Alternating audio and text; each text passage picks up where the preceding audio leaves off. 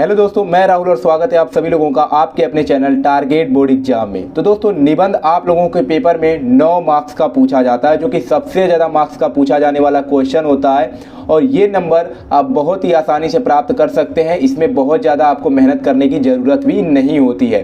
ठीक है, निबंध क्या किया जाता है, अपने से ही लिखा जाता है। अगर आप 2 पेज 1.5 पेज जितना आप लिख सकते हैं अगर लिख देते हैं तो आपको नंबर मिल जाता है। लेकिन हमें कौन कौन सा निबंध तैयार कर लेना चाहिए, ऐसे कौन कौन से जो निबंध हैं जो कि हर साल पेपर में रिपीट होते हैं, बोर्ड एग्जाम 2024 के लिए इंपॉर्टेंट है, अगर वो हमें पता चल जाए तो हम केवल उन्हीं को याद करके पेपर देने के लिए चले जाएं और उसको लिख दें। ठीक है, तो आज की इस वीडियो में मैं आप सभी लोगों को 5 ऐसे निबंध बताने वाला हूं जो कि पिछले साल हर सेट में पूछा गया था, हर पेपर में पूछा गया था ये निबंध। ठीक है, हर एक इनमें से जो निबंध है किसी न किसी सेट में पूछा ही गया था और एग्जामिनर ने खुद बताया है कि आपको इसी निबंध को तैयार करके जाना है। ठीक है, तो इस निबंध को आपको बिल्कुल भी नहीं छोड़ना है। पहला कौन सा निबंध है, पर्यावरण प्रदूषण। हर सेट में यह निबंध आपको मिल जाएगा। ठीक है, पर्यावरण प्रदूषण पे।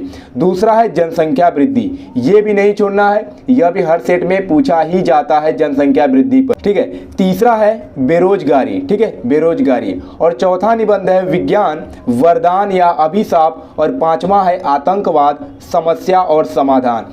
ये पांचों निबंध बहुत ज्यादा इंपॉर्टेंट है बोर्ड परीक्षा 2024 के लिए, इसलिए इन 5 को तो तैयार कर ही लीजिएगा। ठीक है, तो चलिए मैं आपको ये भी बता देता हूं कि आखिर आपको निबंध लिखना कैसे है, क्योंकि बहुत सारे विद्यार्थियों को पता भी नहीं होता है कि लिखना कैसे होता है, जिससे उनके नंबर इस तरह भी कम आ जाते हैं। ठीक है, जैसे मैंने यहाँ पर लिखा है पर्यावरण प्रदूषण पे निबंध, तो सबसे पहले आपको क्या डालना है, यहाँ पर जो भी प्रश्नोत्तर संख्या होगा आपको लिख देना है, फिर 2 तरफ से यहाँ पे ब्रैकेट बना देना है। ठीक है, तो मैं यहाँ पर लिख रहा हूँ पर्यावरण प्रदूषण पे, तो पर्यावरण प्रदूषण हेडिंग डाल करके आपको 2 लाइन यहाँ पर खींच देना है, यानी हाईलाइट कर देना है। ठीक है, जिससे अच्छा लगता है। फिर आपको यहाँ पर क्या करना है, रूपरेखा हेडिंग डाल देना है। बहुत ज़्यादा इंपॉर्टेंट है, अगर इतना आप लिखते हैं तो इतना का ही आपको 2 मार्क्स मिल जाता है। ठीक है, तो रूपरेखा यहाँ पर लिखने के बाद आप उस जो भी निबंध लिखना चाहते हैं उसमें जितने टॉपिक्स पर आप लिखना चाहते हैं वो हेडिंग्स यहाँ पर आपको लिख देने हैं। जैसे पहला और लास्ट वाला जो होता है ये कॉमन होता है, हर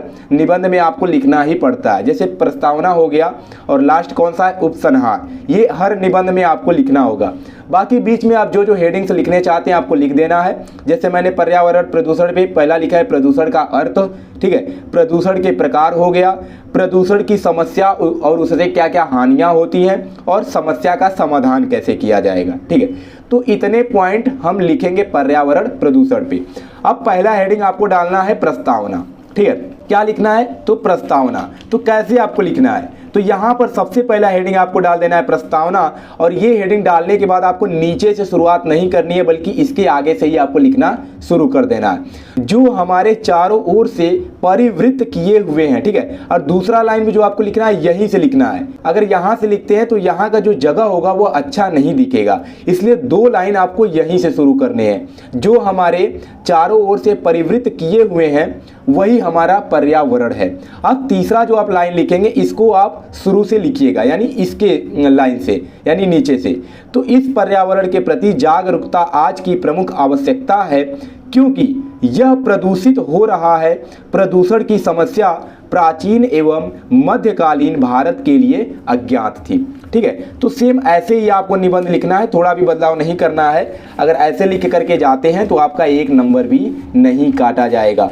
सेम आपको यहाँ पर देख सकते हैं प्रदूषण का अर्थ दूसरा हेडिंग है, तो इसमें क्या लिखना है कि स्वच्छ वातावरण में ही जीवन का विकास संभव है। पर्यावरण का निर्माण प्रकृति के द्वारा किया गया है। प्रकृति द्वारा प्रदत्त पर्यावरण जीवधारियों के अनुकूल होता है। जब इस पर्यावरण में किन्हीं तत्वों का अनुपात इस रूप में बदलने लगता है जिसका जीवधारियों के जीवन पर प्रतिकूल प्रभाव पड़ने की संभावना होती है। तो ये दूसरा हेडिंग है प्रदूषण का अर्थ। ठीक है, प्रदूषण का अर्थ क्या होता है। तीसरा है प्रदूषण के प्रकार। अब जितने भी प्रकार होंगे, ऐसे तो बहुत से प्रकार होते हैं, लेकिन आपको क्या करना है, केवल 2 से 3 प्रकार का ही वर्णन कर देना है। तो यहाँ पर मैंने लिखा है कि आज के वातावरण में प्रदूषण निम्नलिखित रूपों में दिखाई पड़ता है। जैसे पहला वायु प्रदूषण, ध्वनि प्रदूषण, जल प्रदूषण। ठीक है, तो 2 से 3 प्रदूषण के जो प्रकार होंगे उनमें आपको कुछ वाक्य लिख देने हैं। जैसे वायु प्रदूषण में वायु जीवन का अनिवार्य स्रोत है। प्रत्येक प्राणी को स्वस्थ रूप से जीने के के लिए शुद्ध वायु की आवश्यकता होती है, परंतु मनुष्य की अज्ञानता और स्वार्थी प्रवृत्ति के कारण आज वृक्षों का अत्यधिक कटाव हो रहा है। इससे ऑक्सीजन का संतुलन क्या हो गया है, बिगड़ गया है। ठीक है, और वायु अनेक हानिकारक गैसों से प्रदूषित हो गई है। ऐसे ही आपको अगला लिखना है जल प्रदूषण, इसमें भी आपको कुछ सेंटेंस लिख देने हैं। फिर तीसरा है ध्वनि प्रदूषण, इसमें भी आपको कुछ सेंटेंस लिख देना है। ठीक है, फिर चौथा हेडिंग था प्रदूषण की समस्या और उससे हानियां। तो यहाँ पर देख सकते हैं सेम ऐसे ही आपको लिखना है, मैं जैसे यहाँ पर बताया हूँ वैसे ही लिखना है। पहले यहाँ से लिखते रहना है, फिर दूसरा लाइन भी यही से स्टार्ट होगा, फिर जो तीसरा लाइन लिखेंगे इसको आप शुरू से लिखेंगे। ठीक है, देखिए देखने में भी कितना अच्छा लग रहा है। ठीक है, तो एग्जामिनर अगर ये देखता है तो आपको पूरे के पूरे अंक देगा, आपका एक नंबर भी नहीं काटेगा। तो ये हो जाएगा प्रदूषण की समस्या और उससे क्या क्या हानियां होती हैं। फिर अगला क्या हेडिंग था, तो उसको यहाँ पर और मैंने लिख दिया है। फिर समस्या का समाधान कैसे किया जाएगा उसके बारे में लिखा गया है। ठीक है, पांचवा हेडिंग। और फिर लास्ट जो हमारा हेडिंग है वह है उपसंहार। जैसा कि मैंने शुरू में ही आपको बताया कि प्रस्तावना और उपसंहार जो होता है हर निबंध में कॉमन होता है, आपको हर निबंध में लिखना ही होता है। तो पर्यावरण में होने वाले प्रदूषण को रोकने व उसके समुचित संरक्षण के लिए समस्त विश्व में एक नई चेतना उत्पन्न हुई है। हम सभी का उत्तरदायित्व है कि चारों ओर बढ़ते इस प्रदूषित वातावरण के खतरों के प्रति सचेत हों, नए वन क्षेत्र बनाए जाएं और जन सामान्य को वृक्षारोपण के लिए प्रोत्साहित किया जाए और यह संकल्प लें कि जीवन में आने वाले प्रत्येक शुभ अवसर पर कम से कम एक वृक्ष अवश्य लगाएंगे। तो इतना आपको लिख देना है उपसंहार में। तो अगर प्रदूषण पे आ जाता है तो मैं जैसे जैसे यहाँ पर लिखा हूँ सेम आपको वही लिख देना है। अगर लिख देते हैं तो आपको पूरे के पूरे अंक मिल जाएंगे। ठीक है, तो बस आपको ये 5 निबंध तैयार करना है। बाकी मैंने ये भी बता दिया कि आपको लिखना कैसे है। तो पर्यावरण प्रदूषण, जनसंख्या वृद्धि, बेरोजगारी, विज्ञान वरदान या अभिशाप और आतंकवाद समस्या और समाधान, पांचों पर निबंध देख कर जाइएगा। ठीक है, लिखने की प्रैक्टिस भी कर लीजिएगा। कम से कम 2 पेज में आपको लिखना ही पड़ेगा। ठीक है, तो इसको तैयार कर लीजिए, अभी तैयार कर लीजिए, क्योंकि परसों आपका पेपर है तो केवल एक दिन आपके पास बचा हुआ है। तो अब टालना नहीं है कि कल तैयार करेंगे, कल रात को तैयार करेंगे, ऐसा नहीं, अभी इसको तैयार कर लीजिए। ठीक है, चलिए मिलते हैं नेक्स्ट वीडियो में, तब तक के लिए धन्यवाद।